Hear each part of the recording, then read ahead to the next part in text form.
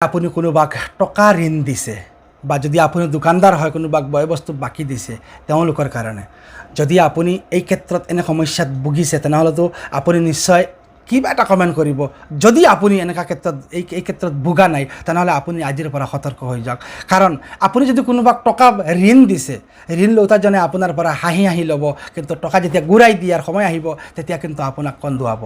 যদি আপুনি দোকানদাৰ হৈ কোনোবাক বয় বস্তু বাকি দিছে বাকি দিয়া সময়ত আপুনি সবতকৈ ভাল এজন দোকানদাৰ বা এজন ভাল মানুহ কিন্তু যেতিয়া বাকি টকা খুজিবলৈ যাব তেতিয়া কিন্তু আপোনাৰ লগত ঘটিবলগীয়া কেইটামান সাধাৰণ কথা যিবিলাক কথা চিন্তা কৰিলে আপুনি কোনোবাক বাকি নিদিব বা আপোনাৰ ওচৰত কোনোবা বাকি খুজিবলৈ নাহিব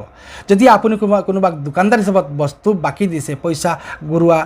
বা পইচা ৰিটাৰ্ণ কৰাৰ সময়তে প্ৰথম কথা আপোনাৰ লগত ক'ব যে তাৰ কোনোবা নহয় কোনোবা মাৰা গৈছে দ্বিতীয় কথাটো যদি হয় সেইটো ক'ব যে তাৰ পৰিয়ালত বৰ্তমানে এক অশান্তিময় পৰিৱেশ হৈছে তৃতীয় কথাটো যদি আপুনি তাক পইচা খুজিছে তেতিয়াহ'লে সি আপোনাক ক'ব যে মোৰ মা দেউতা বা মোৰ পৰিয়ালৰ কোনোবা এজন হস্পিটেলত এডমিট হৈ আছে চতুৰ্থ কথা যদি আপুনি তাক পইচা খুজিছে তেতিয়াহ'লে সি ক'ব যে তাৰ কোনোবা আত্মীয়ৰ এক্সিডেণ্ট হৈ বৰ্তমানে হস্পিটেলত ভৰ্তি হৈ আছে চতুৰ্থ কথা যদি আপুনি সেইজনক বাকী দেউতাজনক যদি আপুনি কৈছে বোলে পইচাখিনি ঘূৰাই দিয়া বা পইচা দিয়া তেতিয়াহ'লে সি তেতিয়া সময়তে ব্যৱহাৰ কৰিব যে বৰ্তমান মই খুব ব্যস্তত আছোঁ পঞ্চম কথাটো যদি আপুনি তাৰ পৰা পইচা খুজিছে তেতিয়া সি ক'ব যে মই এতিয়ালৈকে বেতন পোৱা নাই ইয়াৰ পিছত যদি আপুনি পইচা খুজিছে তেতিয়াহ'লে সি নতুন এটা বাহানা কৰিব যে সি এটা লোন লৈছিলে লোনৰ কিস্তি মাৰিবৰ সময় হ'ল লোনৰ কিস্তিটো মাৰি দিয়াৰ পিছত আপোনাৰ টকাখিনি ঘূৰাই দিব আৰু ষষ্ঠম কথাটো যদি আপুনি পইচা খুজিছে তেতিয়াহ'লে সি একেবাৰে সন্মুখত ক'ব এই দোকানদাৰজনৰ ব্যৱহাৰ কিন্তু খুব ভাল নহয় আৰু শেষৰ কথাটো যদি আপুনি তাক পইচা খুজিছে জোৰকৈ তেতিয়াহ'লে সি ৰিপ্লাই দিব যে এই দোকানদাৰজনে কেতিয়াও মানুহৰ লগত ভাষা ভালদৰে ব্যৱহাৰ কৰিব নোৱাৰে বা ই ভাষা শিকা নাই সি সবাতকৈ বাজে এজন দোকানদাৰ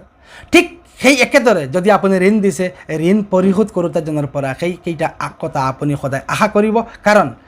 ঋণ দিওঁতা আৰু কাষ্টমাৰক বাকী দিওঁতা দুয়োজন বৰাবৰ পইচা পোৱাৰ ক্ষেত্ৰত বিভিন্ন ধৰণৰ অজুহাত থাকে আজিৰ পৰা আপুনি কোনোবাক ঋণ দিওঁতে চিন্তা কৰিব আৰু যদি আপুনি কোনোবা দোকানদাৰ হৈ বেলেগক বাকী বস্তু দিব বিচাৰিছে তেনেহ'লে আপুনি হাজাৰবাৰ চিন্তা কৰি বাকী দিব মই ভিডিঅ'টো আপোনালোকৰ শ্বেয়াৰ কৰাৰ কাৰণ হ'ল মই বহুত মানুহক ঋণ দিছিলোঁ আৰু ঋণ দিয়া টকাখিনি উভতাই পোৱাৰ সময়তে এনেকুৱা কথাবিলাকৰ সন্মুখীন হ'বলগীয়া হ'ল যাৰ কাৰণে আজিৰ এই ভিডিঅ'ত মই খোলাখুলিকৈ আপোনালোকৰ লগত শ্বেয়াৰ কৰিছোঁ যদি আপোনাৰ তেনেকুৱা হৈছে কমেণ্ট কৰিব আৰু যদি হোৱা নাই আপুনি সতৰ্ক হৈ যাওক বেলেগক সতৰ্ক কৰক ভিডিঅ'টো শ্বেয়াৰ কৰি সকলোকে সজাগ কৰি দিয়ক।